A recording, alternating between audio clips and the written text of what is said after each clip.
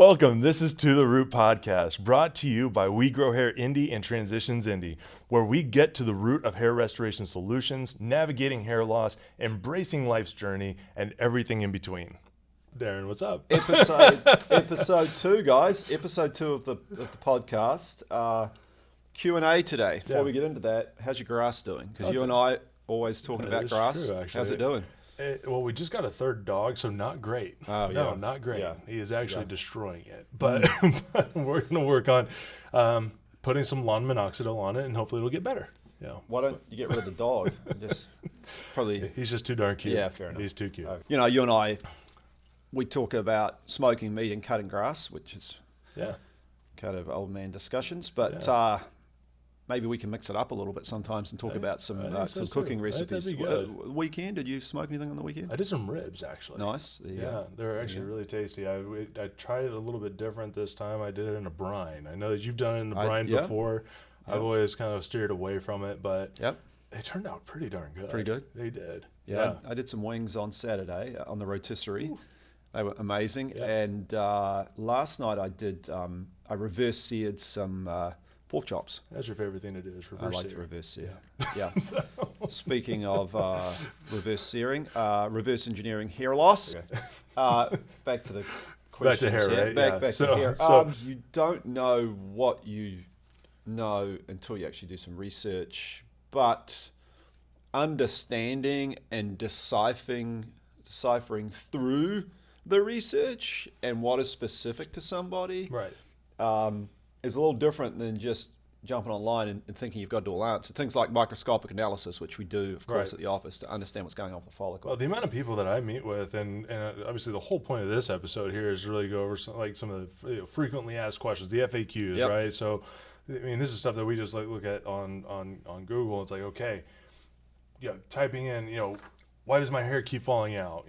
When is a good time to start using minoxidil? Those different types of things. Yeah. I mean, it's very kind of broad, open-ended type questions. Is that it's really easy to get sucked down a rabbit hole whenever you're going online. There's a lot of information. I'm not going to say that that's wrong by any means. I mean, you can find a lot of good information, but it's like what you said, deciphering what is right for that person. Yep. And your specific case is the most important thing. Right. And that's what's really hard to understand. Most people, when they do research, I'm guilty of this myself, is that when you're researching something, and one of my consultations told me this too, it's like you can go online and do research and you will find the answer that makes what you want correct. Right. Suddenly you become the expert. Someone out there will have the same opinion as you and it'll be there. It doesn't mean it's the right one. Right. And you can find it if you look hard enough. Right. So anyways, before going off on a tangent a little bit, but I think that's why this segment's super, super important, and kind of just reviewing some of those topics. Sure. Where should we start? Well, I think we should probably just start off with kind of the main first one, right? Where it's like, why does my hair keep falling out? Different types of hair loss. I mean, let's talk on that. Yeah, well, 95% of what we see is genetic, of course, and the predominant genetic gene is from the mother's side of the family, but it can come from either side of the family. And genetic hair loss is basically described as hair loss where the follicles through the top of the scalp in certain areas, depending on your genetic predisposition, are sensitive to a byproduct of testosterone called DHT. DHT is dihydrotestosterone. Right. Okay. We produce 5 types of testosterone. There's an enzyme in our skin called alpha-5 reductase that we produce. Alpha-5 reductase gets together with one of the testosterone types, makes dihydrotestosterone. Gets in our body, it's pumped around the body. Yeah, and it's the normal hormone that we have. Sure, I mean, everyone produces it, hormone. Right. And it goes past hair that is immune to it, doesn't impact it. Right. But hair that's sensitive to it, it cuts off the blood supply ultimately, and the follicle gradually dies off. Right. And it's kind of a cruel thing, really, isn't it? Those of us that are that like our hair. I mean, people say, why does it do that? Yeah. It's genetics. Yeah, the man upstairs must have a humor. Yeah, that's right? It's just a humor. So, and what's even worse is as you get older, it grows hair in places you don't want it. So you wake up in the morning and there's a hair on your ear, and you're like, well. So what you're saying is that we don't actually go through hair loss. Our body just sucks it in and shoots it out somewhere. Somewhere else. It seems that way. You're younger than me. You'll find out here pretty soon. So the most common thing we see is genetic hair loss, but there are other causes. Yeah, and I think that's where the evaluation side of things and like really understanding what's causing it is most important, because I mean, we've been seeing this a little bit more and more frequently over the past years, where there's more hair loss due to autoimmune conditions, right? I mean, it could be from thyroid issues, it can be from different types of scarring alopecia. So kind of real broad on scarring alopecias, like lichen planopilaris or central, that one's a CCCA. We'll just say that because it's a mouthful. You know, there's different types of hair loss, alopecia areata, where you just, it doesn't mean that someone's going to be the best candidate for transplant, or maybe this treatment option might be better for you versus another, based off of different studies that have been done, you know. So this is not, you know, why am I losing my hair? It's because of family or my family history. No, it could be something internally that's happening within your body that would lead you for one option versus another. And probably one of the hardest ones for a lot of people is DUPA, or diffuse unpatterned alopecia. A lot of people don't even realize that that's a thing out there. And what is that? So like as you had mentioned, right, the hair along the back and the sides are more genetically resistant, or they're genetically resistant to DHT. In some rare cases, you can have some people that have a more atypical type of hair loss, where the hair on the sides of the scalp, you know, right in through like above the ears before you get into the occipital area, where that hair is a little bit more vulnerable to DHT. And really quick, if it is vulnerable to DHT, we shouldn't transplant it because it's at risk of future hair loss. So if it's behaving in a certain way here, when we take it and transplant it and move it to the top, we'll do the same thing on top. 100%. Okay. It's just in a new location, right? So maintains that authenticity of what it was doing in its original location. Right. So it's all about understanding these different variables. So again, very, you know, general question that populates on Google, basically kind of first hit, right? Where it's like, why does my hair keep falling out? Why am I losing my hair? There's a lot of reasons. Yeah. So primarily genetics, treatments, common treatments. Right. A pretty large scope answer to that, but let's talk about that.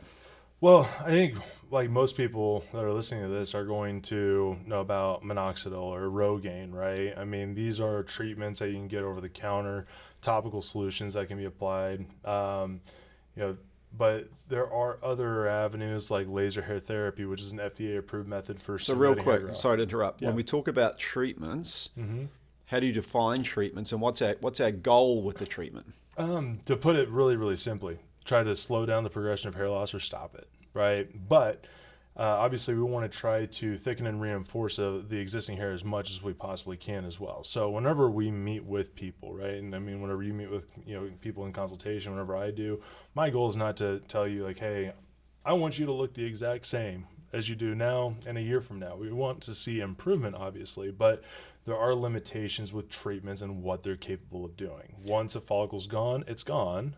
So, but yeah, jumping in, sorry. When we talk about DHT, which we talked about before, physiologically, before we get into the treatment, what's it doing to the growth cycle of the follicle? So people, I think that's a good thing to understand when we think about how these treatments work.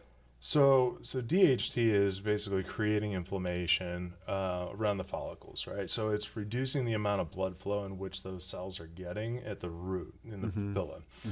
Over time, those follicles become, or the cells become damaged, they become weakened.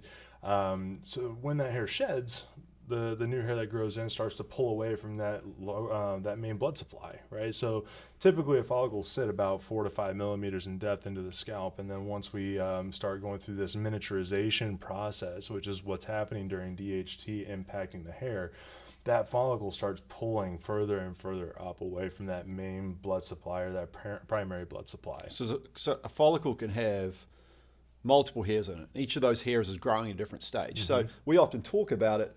You lose 50% of the hair in area before you notice it. Right. So if you've got 4 hairs in a follicle, you lose 1. It takes 3 to 5 years. Visually, you don't see anything yet, right? And we get this all the time. You go through one more growing cycle, which is slightly shorter because you've got less blood supply. Let's say it's 3 to 4 years. Now you lose a hair, you go, oh my God, my hair loss just started. It really didn't. Yeah. And that's when you first visually notice it. You've lost 50% of the density in an area. Right. So people say, how soon should I get treatment? I mean, as soon as possible, as soon as you have any understanding of hair loss, because the follicle's deeper in the blood supply today than it will be tomorrow. If we treat it today, these results that we can get with these treatments are going to be better. You're going to give yourself more chance of success treating it while the follicle's deeper in the blood supply. And if I'm not mistaken, we're trying to elongate the growing cycle of the follicle again, right? Force it deeper back into the blood supply. 100%. Okay. Yeah. And again, if you're very, very early stages in this and you look at your family history and you've got people that have hair loss, ask your family members, when did I start losing my hair? When did you start losing your hair? Was it around the same age that you currently are losing your hair?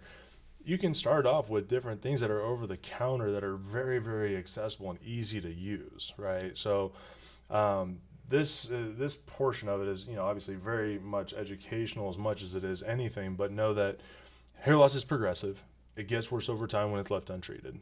Are all the over-the-counter things going to be the magic solution to it all? No, but it's a piece to the puzzle, right? Some people will be able to utilize that and be good for the next 5, 10, 15 years. Other people, it may not work at all for them, but that's kind of the nature of treatments, right? Is it's just because it works for you, it may not work for me, but it can be a combination of different things. And for me personally, it's been finasteride prescribed by a physician, minoxidil, Rogaine, same thing.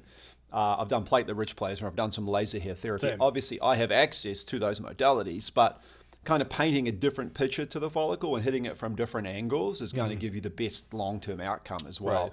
And, we're obviously looking for medically proven, ideally FDA approved or certified options and kind of marrying those things up. And that's where we come back to what we talked about at the very start is understanding, okay, here are my options, but how do you pull those options together? How do you put them in a package that's effective for what you've got going on? And when we do an analysis, we take a microscope, we look really closely at the scalp. It helps us formulate a plan that you can't necessarily put together yourself just by going online, right? Absolutely. Yeah.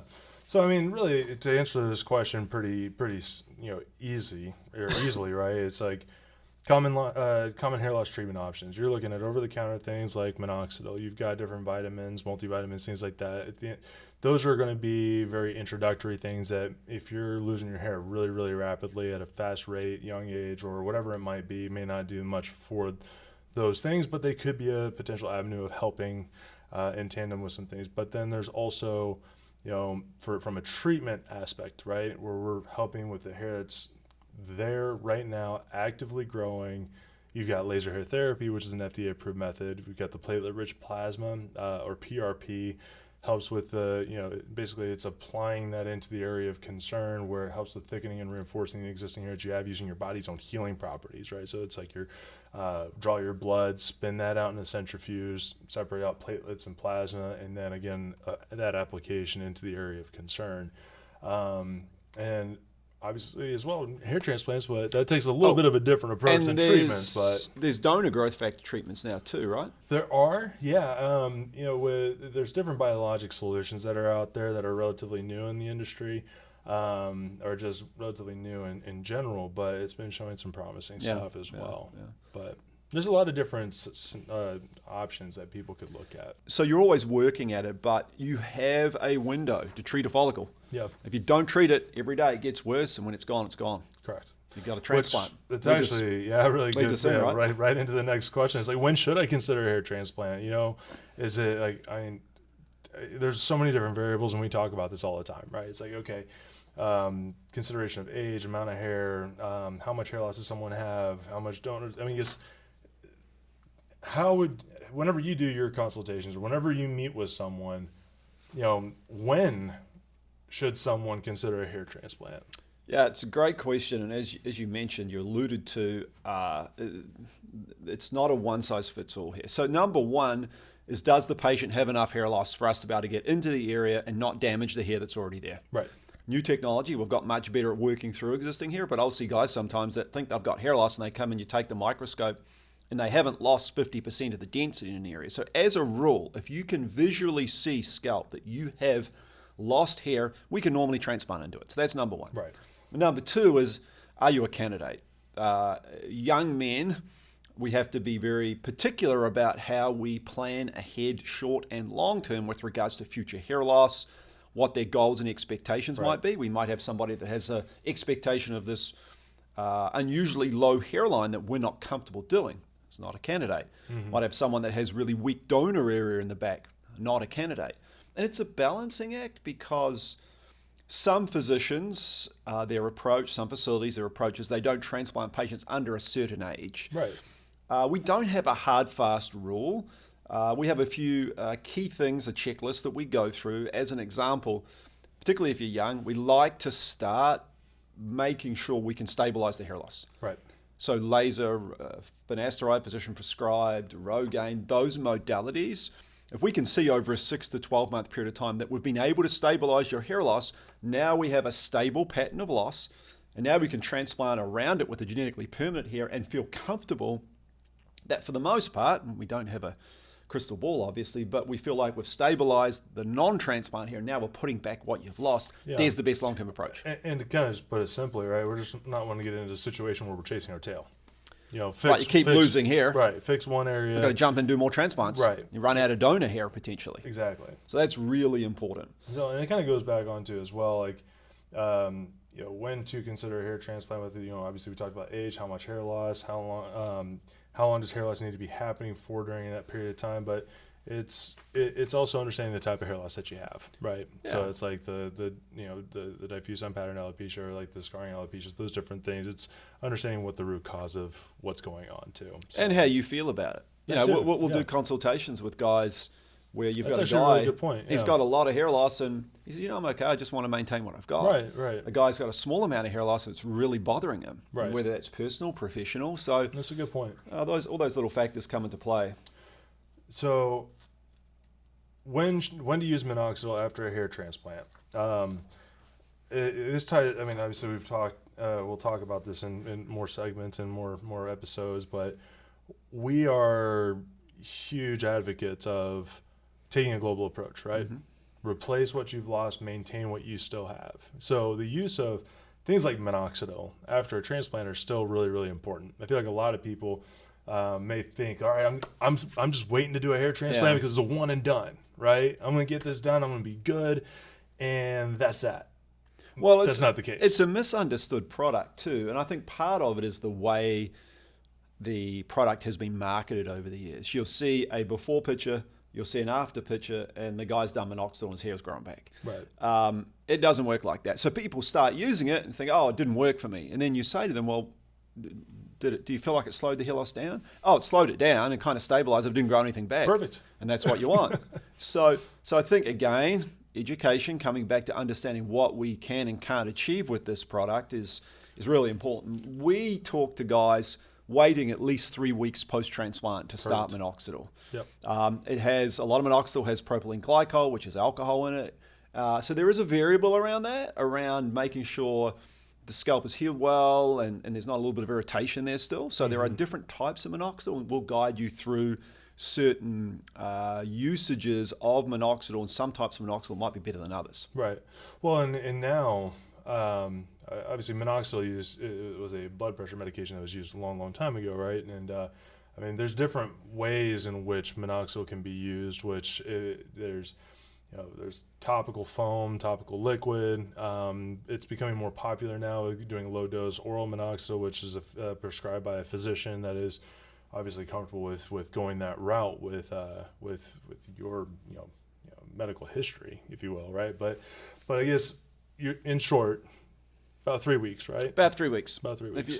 3 to 4 weeks, you generally is a pretty good window. And you just don't want to create too much irritation on the scalp. So, Correct. And then the other one is, which I'm surprised that this frequently asked question was not towards the top of the list, because I feel like I get asked this almost daily in my consults, is when should I wear a hat after a hair transplant, or basically how soon after can I wear a hat?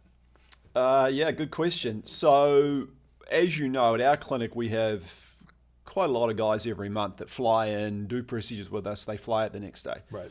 Those guys put a hat on, they put a loose-fitting ball cap on and go the next day. I'm always a little nervous at doing it the next day, simply because the scalp's still a little bit numb. right? So you can't necessarily tell if the spatial head is, awareness is off a right. little If bit, the head is everything, touching it, and we don't want anything causing any friction on the grafts. Right. It takes 2 to 3 days for the grafts to really start to embed themselves, and they form little tiny crusts or scabs. And at that point, wearing a hat, pretty good, right? You just don't want to have any pressure on it. You don't want it to be too tight, but taking a hat on and off, your worst case scenario, if you bumped a graft or a scab and you cause a little bit of bleeding 3-4 days in, it's not going to be terminal to the graft, right? Yeah. In the vast majority of cases. So if you can go 2 to 3 days before you put a hat on, and that ideally doesn't mean you're wearing a hat all day. It means, look, I've got to jump on a Zoom call, I've got to go do something, okay, put the hat on. Yep. Okay, when you don't have to put it on, don't. Now, type of hat though. That's important. Yeah. Loose fitting ball cap, not these stocking caps, right? Nothing that's going to be Something super tight. Correct. Yeah. You want an adjustable band at the back, ideally, that it sits proud above the transplanted area. And again, a little bit of that is specific. That. It sits proud above the grafts, above your proud grafts, right? Proud grafts. Yeah, we're going to be proud about that hair that you're going to have. Pretty tacky, William, but we'll run with that. Yeah, well. So yeah, just make sure they're not touching, and that's where, if you have a significant other or someone else in the household, they can check and look at it for you, because again, it's going to be a little bit numb for a few days. So sometimes you can't always tell if the hat's touching the grafts. Oh, that's perfect. Oh, I like that a lot. So with, I guess these are just some very, broad questions. And I'm really excited to see kind of how the rest of these episodes kind of continue to manifest. I think it would be really great to do a segment where we're actually having people calling in to ask questions for us on the fly and seeing what's on the kind of top of mind with things. Great podcast. We've enjoyed it. Yep. And love the Q&A. Keep the Q&As coming, guys. Questions are great. We'll keep the Q&A coming. You keep the questions coming. Until next time, we'll discuss another pertinent topic on To the Root. To the Root. I love it. So that was great. Awesome. Enjoyed it, Will. Thank you. Likewise. Email us at info@WeGrowHairIndy.com with your questions or topics you want us to cover. Head to our website to schedule your free consultation with one of our experts. I'm Will Sadler. And I'm Darren Andrews. Thank you for listening, and catch you next time.